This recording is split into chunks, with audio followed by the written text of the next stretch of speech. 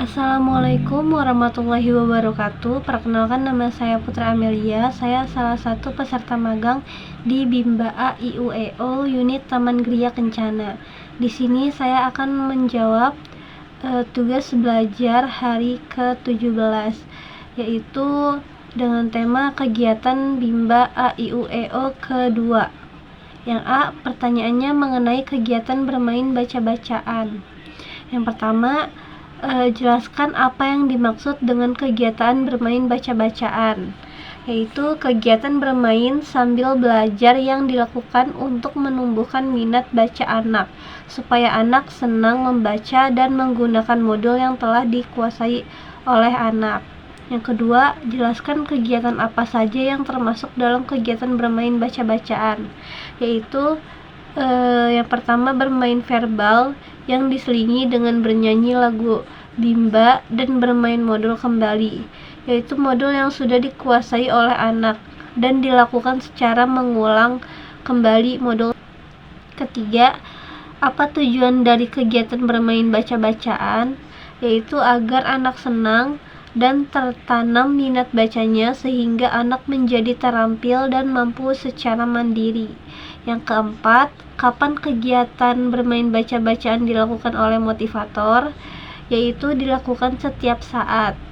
Yang kelima, mengapa kegiatan bermain baca-bacaan menjadi kegiatan prioritas utama yang harus dilakukan oleh motivator?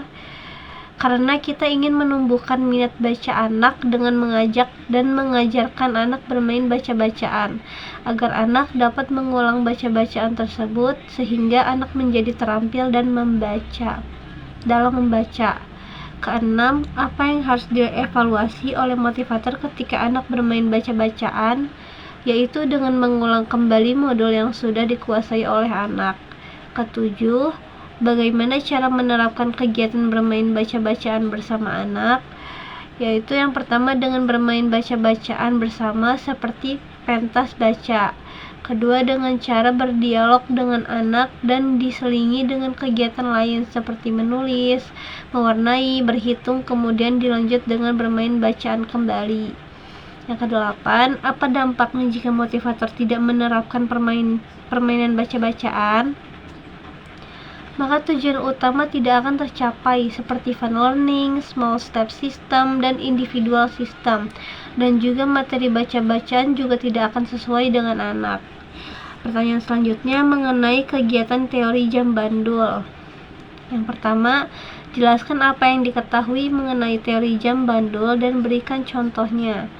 Teori jam bandul merupakan teori prioritas di mana kegiatan utamanya adalah bermain baca-bacaan.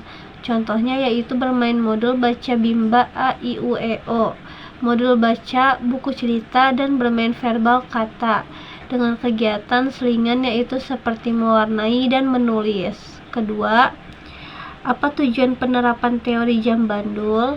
Yaitu agar anak yang dibimbing tetap semangat, ceria, senang, dan tidak mudah bosan dalam kegiatan bermain sambil belajar, sehingga dapat menumbuhkan minat baca dan belajar anak. Ketiga, kapan motivator menerapkan teori jam bandul? Yaitu dilakukan sepanjang kegiatan bermain sambil belajar di Bimba A IUEO.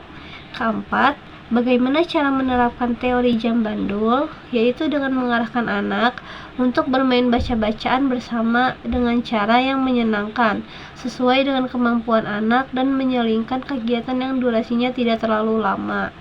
Kelima, bagaimana jika motivator tidak menerapkan teori jam bandul? Maka anak akan terpaksa untuk belajar dan merasa bosan sehingga anak tidak mau mengulangi apa yang telah diajarkan. Keenam, apa dampaknya jika motivator tidak menerapkan teori jam bandul? Yaitu dampaknya anak akan tidak senang, tidak semangat, dan tidak nyaman dalam belajar sehingga tidak meningkatnya kemampuan anak tersebut. Sekian jawaban tugas belajar hari ke-17. Wassalamualaikum warahmatullahi wabarakatuh.